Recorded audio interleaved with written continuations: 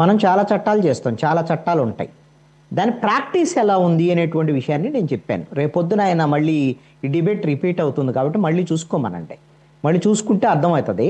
భారతదేశ వ్యాప్తంగా అదేవిధంగా ఆంధ్రప్రదేశ్లో ఈ విధమైనటువంటి పర్మిషన్ల విషయంలో ఎలాంటి ప్రాక్టీస్ నడుస్తోంది అనేటువంటి విషయాన్ని చెప్పాను. ఈ పదాన్ని స్పష్టంగా వాడాను, ప్రాక్టీస్ అనే పదాన్ని. అదేవిధంగా మీరు గమనిస్తే అందుకనే ఒక క్లారిఫికేషన్ కూడా చెప్పాను. ప్రతిపక్ష నాయకుడిగా ఆ రోజున పాదయాత్ర చేయడానికి జగన్మోహన్ రెడ్డి విషయంలో జరిగినటువంటి దాన్ని ఒక క్లారిఫికేషన్ కింద చెప్పిన అర్థం చేసుకుంటారండి. రెండో అంశం ఏంటంటే చట్టాలు చాలా ఉంటాయండి. మీ కరోనా తర్వాత ఆంధ్రప్రదేశ్లో మిగతా రాష్ట్రాలు ఎక్కడైనా ఇచ్చారో నాకు తెలియదు, రోడ్డు మీద ఉమ్మేస్తే కూడా దాని నేరం చట్టరీత్యా చర్యలు తీసుకోబడతాయి అని ఆ రోజున జీవో రిలీజ్ చేసుకున్నాం ఆ రోజున. ఇవన్నీ ఉంటాయండి. మరి ఇప్పుడు అవన్నీ ఇంప్లిమెంట్ అవుతున్నాయా? దానికి ప్రాక్టీస్ ఏంది అనేది. తర్వాత బాజీ గారు ఇంకో మాట చెప్పారు, మేము చాలా ప్రోగ్రామ్స్ పెడతాము, మేము పర్మిషన్లు అడుగుతాం. ఇన్ఫర్మేషన్ మాత్రమే పోలీసులకు ఇవ్వటం జరుగుతోంది. మీరు కావాలంటే విజయవాడలో, అందరం విజయవాడలోనే ఉన్నాం, ముగ్గురు విజయవాడలో ఉన్నాం కదా, మీరు, నేను, బాజీ గారు. మీరు ధర్నా చౌక్లో ఏ కార్యక్రమం పెట్టినా, అక్కడ నుంచి ర్యాలీ చేసినా పోలీసులకు ఒక రాతపూర్వకమైన ఇన్ఫర్మేషన్ మాత్రమే ఇస్తారు, లేకపోతే నోటిపూర్వకమైన ఇన్ఫర్మేషన్ ఇస్తారు. పోలీసులు మాత్రం అఫీషియల్గా ఏం పర్మిషన్ ఇయ్యరండి. నాకు తెలిసి బాజీ గారికి కూడా ఎప్పుడైనా సరే ఆయనకి ఇదిగో నీకు పర్మిషన్, ఇదిగో అని మీకు పర్మిషన్ ఇస్తున్నాం అని ఒక లెటర్ ఇచ్చారని చెప్పమని. నేనైతే మేము చాలా పర్మిషన్లు అడిగాము, లేకపోతే ఇట్లా ఉంది ఇన్ఫర్మేషన్ అని చెప్తే చేసుకోండి, అలా చేసుకోండి, ఇలా చేసుకోండి అని చెప్పారు తప్ప నో పర్మిషన్ అండి. నో అఫీషియల్గా కాగితం మీద ఇచ్చేదే లేదు. వాళ్ళు ఎవరు, మనం కూడా వాళ్ళ పర్మిషన్ తో ఇన్ఫర్మేషన్ మనం వాళ్ళకి చెప్తాం. ఇది ఒక ప్రాక్టీసు భారతదేశ వ్యాప్తంగా ప్రజాస్వామ్యంలో రాజకీయ పార్టీల యొక్క సభల విషయంలో ఇదే జరుగుతుంది. చంద్రబాబు నాయుడు తన నియోజకవర్గానికి కుప్పంకి వెళ్ళినటువంటి సందర్భంలో కూడా ఇలాగనే వైఎస్ఆర్ కాంగ్రెస్ పార్టీ వాళ్ళు అనేక ఆటంకాలు సృష్టించాలనుకున్నారు. అదేవిధంగా అంగళ్ళకు సంబంధించినటువంటి అక్కడ గొడవ దాన్ని కూడా మనం చూసాం కదా. ఇవన్నీ చూసాం. మీరు రాకుండా అడ్డుకుంటాం, ఇదేనని అడ్డుకోవటానికి ఏం లేదు, పోలీసులు కూడా అడ్డుకోవడానికి లేదు. వాళ్ళు ఎవరైనా రేపు పొద్దున కూడా పోలీసులు అందుకనే జగన్మోహన్ రెడ్డి నేను రోడ్ షోకే పోతానన్న తర్వాత అడ్డుకోరు.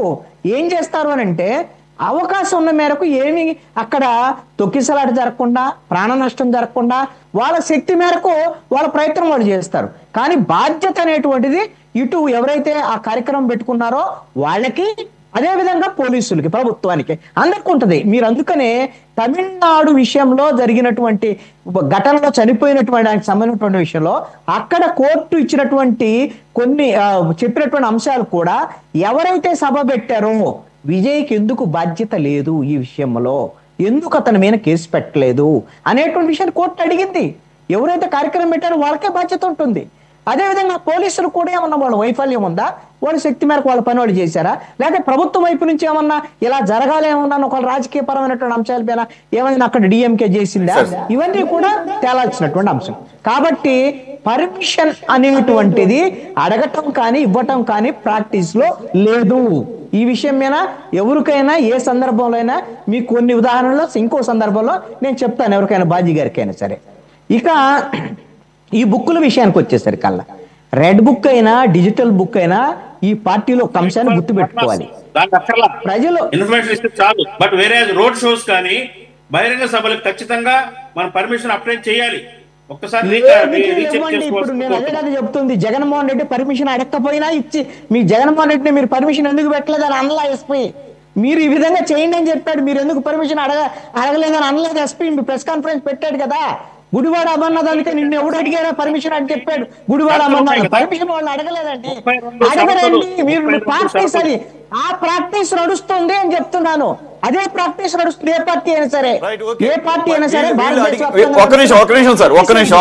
ఒక్క నిమిషం ఇప్పుడు లేటెస్ట్ గా చివరికి ఏం నిర్ణయం తీసుకున్నారో తెలియదు కానీ పోలీసు సైడ్ నుంచి మేము ర్యాలీకి అనుమతించడం లేదు అని లిఖితపూర్వకంగా వైసీపీ వాళ్ళకి పంపించామని చెప్పేసి పోలీసులు చెప్పడం జరిగింది లిఖితపూర్వకంగా. అంటే అందుకనే సురేష్ గారు మీకు అందుకనే మీరు అందరూ గమనించండి, రేపు పొద్దున ఏం జరిగిద్దని. వాళ్ళు లిఖితపూర్వకంగా పంపిస్తారు, స్థానిక నాయకులు ఎక్కడైతే ఆ రూట్ లో ఉంటారో వాళ్ళందరికీ కూడా ఈ సమాచారం ఇస్తారు, ఇవన్నీ చేస్తారండి. చేసిన తర్వాత కూడా జగన్మోహన్ రెడ్డి పర్యటనని వాళ్ళేం అడ్డుకోరు. ఇది ప్రజాస్వామ్యంలో ఒకవేళ అది స్ట్రాటజికల్ గా అప్పుడు ఉన్నటువంటి పరిస్థితులను బట్టి పోతుంటారు. అది ఎస్ సార్ సార్ మన సమయం come to the subject sir please. అందుకనే మీకు ఎస్పీ ఎప్పుడు కూడా ఎందుకు మీరు పర్మిషన్ అడగలేదు అనే ఒక్క మాట అడిగాడా? మీరు పర్మిషన్ అడగాలి మమ్మల్ని, మేము పర్మిషన్ ఇవ్వాలి అనేది లేదండి. అలాంటి రైట్ పోలీసులకి మీకు చట్టాలు ఉండొచ్చు. బెస్ట్ నడుస్తున్నటువంటి ప్రాక్టీస్ కి అనుగుణంగానే పోలీసులు కూడా వ్యవహరించాలి. అంతే తప్ప మేము ఇష్టారీతిని వ్యవహరిస్తా అంటే అందరికి ఒకలాగానే ఉండాలి. రూల్ అయితే ఉంది కదా సార్. ప్రాక్టీస్ అంటే రోడ్ షో అనేటువంటిది యథాతథంగా నడిచింది. పోలీసులు భద్రత ఇస్తారు, ఏం జరగకూడదని కోరుకుందాం. వైఎస్ఆర్ కాంగ్రెస్ పార్టీకి అందుకని మన ప్రజాస్వామికంగా సూచన చేస్తున్నాం. ఎందుకంటే వాళ్ళే కర్మ క్రియ, వాళ్ళు చనిపోయే వాళ్ళు కూడా వాళ్ళే పాపం ఒకవేళ అక్కడ ఏదైనా జరిగితే. అందుకని వాళ్ళకి అలాంటి వద్దు అని చెప్తున్నాం. ఇక పుస్తకాల విషయానికి వచ్చేసరికల్లా ఈ పార్టీలు పుస్తకాలు రాసుకుంటున్నాయి, కానీ ప్రజలు చాలా తెలివైన వాళ్ళండి. ఇక్కడ రాసుకుంటారు వాళ్ళు, పుస్తకాలు ఉంటాయి వాళ్ళకి కూడా. ప్రజలకి వాళ్ళు రాసుకునేటువంటి పుస్తకమే చాలా ఇంపార్టెంట్. వాళ్ళు రాసుకుంటారు మీ పనితీరు ఎలా ఉంది, ప్రతిపక్షం వాళ్ళ పనితీరు ఎలా ఉంది, అధికార పక్షం వాళ్ళ పనితీరు ఎలా ఉంది, మీకు ఎలాంటి పనిష్మెంట్ ఇవ్వాలి అనేటువంటిది ఎప్పటికప్పుడు నోట్ చేసుకుంటారు. ఇది చాలా కీలకమైనటువంటి అంశం. ఇక తిప్పై స్వామి కంప్లైంట్ చేశారు అనేటువంటి అంశం విషయంలో ఇప్పుడు ఈ విధమైనటువంటిది మాకు ఆ పోస్టులు ఇప్పిస్తాం, ఈ పోస్టులు ఇప్పిస్తామని అప్పుడు వైఎస్ఆర్ కాంగ్రెస్ పార్టీ అధికారంలో ఉన్నప్పుడు వీళ్ళు కూడా వైసీపీలోనే ఉన్నారు ఆ రోజున. ఇప్పుడు కంప్లైంట్ చేసిన వాళ్ళు ఇప్పుడు వాళ్ళు తెలుగుదేశం పార్టీలో చేరుండొచ్చు. ఆ రోజు జరిగినట్టు అంశం మీద వాళ్ళు కంప్లైంట్ చేసినటువంటి అంశం. ఇది అన్ని రాజకీయ పార్టీల్లో ఉంది ఈ కరప్షను. మీకు ఒక ఉదాహరణ, బెస్ట్ ఎగ్జాంపుల్ చెప్తాను. అదేంటి అనంటే రైల్వే కోడూరులో తెలుగుదేశం పార్టీ తరఫున ఎమ్మెల్యే టికెట్ ఇప్పిస్తామని ఒక ఎన్ఆర్ఐ 7 కోట్ల రూపాయలు తీసుకున్నాడండి ఒక రిటైర్డ్ ఆఫీసర్ దగ్గర నుంచి. అతను తిరిగి డబ్బులు అడిగితే ఇప్పుడు ఆ ఎన్ఆర్ఐ ఇక్కడ లేడు, అందుబాటులో లేడు, ఫోన్ ఎత్తాడు, మీ దిక్కున్న చోట చెప్పుకోమని అంటాడు. వాళ్ళ పార్టీ నాయకులు, తెలుగుదేశం నాయకులకు, అధినాయకుల దగ్గరికి వెళ్ళి చెప్పినా వాళ్ళని పట్టించుకున్నటువంటి వాళ్ళే లేరు. ఈ విధంగా మోసపోయే వాళ్ళు ఉన్నారు, మోసం చేసేటువంటి వాళ్ళు ఉన్నారు. అన్ని పార్టీల్లో ఈ ప్రాక్టీస్ నడుస్తుంది. ఇది దౌర్భాగ్యమైనటువంటి పరిస్థితి. పోనీ అలాంటి బాధితులకు ఎవరికన్నా పార్టీకి సంబంధించినటువంటి వాళ్ళు గట్టిగా ఇలా ఎందుకు చేస్తారు, మీరు ఇలా తప్పులు చేయకూడదా, పార్టీ పేరు చెప్పంటే వాళ్ళకు కూడా ఇప్పుడు దొంగకం బొగనాలు పన్నట్టుగా ఎవరు నిజాయితీ పరులు లేరు. అధినాయకత్వాల దగ్గర నుంచి అందరూ కూడా వాళ్ళ స్థాయిల్లో తప్పులు చేస్తున్నటువంటి వాళ్లే. కాబట్టి ఇంకొక తప్పు చేసినటువంటి వాడిని దండించేటువంటి పరిస్థితిలో వీళ్ళు లేరు. ఇక ఈ బుక్కుల విషయానికి వచ్చేసరికల్లా డిజిటల్ బుక్ అనేటువంటి దాని మీద వాళ్ళు రాసుకొని ఏం చేస్తారు అనేటువంటి దాని మీద చర్యలు అంటే ఇదంతా కూడా డిబేట్ కోసమో, ఇప్పుడు తెలుగుదేశం పార్టీలో చేరిన వాళ్ళైనా లేకపోతే ఆ తిప్పాయి స్వామికి సంబంధించినటువంటి ఆయన కొంత థ్రెటన్ చేస్తే ఈ విధంగా పబ్లిక్ లోకి వస్తే ఈ రోజున డిబేట్ పెట్టాంగా. ఇది ఎందుకులే మనకు బాధ, రేపు పొద్దున పొలిటికల్గా ఇబ్బంది అయితేనే తిప్పాయి స్వామి ఏమైనా డబ్బులు ఇస్తాడేమో అనేటువంటి దాని మీద, తిరిగి డబ్బులు ఇస్తాడనే దాని మీద వాళ్ళకు చేసినటువంటి ప్రయత్నంగా చూడాలి. ఇప్పుడు ఈయన లక్ష్మణరావు గారు ఏమంటాడు, మీరు వెళ్ళి లీగల్గా ఫైట్ చేయండి, మీరు లీగల్గా ఫైట్ చేయండి అని అంటే లీగల్గా మీరు కూడా డిజిటల్ బుక్ ఎందుకు, మీరు కూడా లీగల్గా ఫైట్ చేయండి. మీకు కూడా మీకు చట్టాలు ఉన్నాయి, ఇప్పుడు చట్టాలున్నాయి, పోలీసులు ఉన్నారు. ఒకవేళ పోలీసులు కేసు తీసుకోరు, అధికార పట్టానికి వత్తాల్సి కోర్టులు ప్రైవేట్ కేసులు ఏంటి. మీరు ఇప్పుడు రావు సుబ్రహ్మణ్యానికి సంబంధించినటువంటి వ్యవహారం క్లుప్తంగా చెప్తాను. రావు సుబ్రహ్మణ్య నాకు మంచి మిత్రుడు. ఆ రోజున అతని మీద జరిగినటువంటి దాడి, ఈ విధంగా మంత్రిగా ఉన్నటువంటి విడుదల రజని ఆ విధంగా దౌర్జన్యము వ్యవహారం ఇవన్నీ చేస్తే ఆ రోజున రావు సుబ్రహ్మణ్యము పోలీస్ స్టేషన్కి వెళ్ళాడు, కేసు పెట్టాడు, అన్ని చేశాడు. వైఎస్ఆర్ కాంగ్రెస్ పార్టీ ఉన్నప్పుడు ఆ రోజు బాధితులే నిందితులు. ఈరోజు అవసరమైతే ఏళ్ళ మీద రివర్స్ కేసు పెట్టేటువంటి పరిస్థితి ఉంది.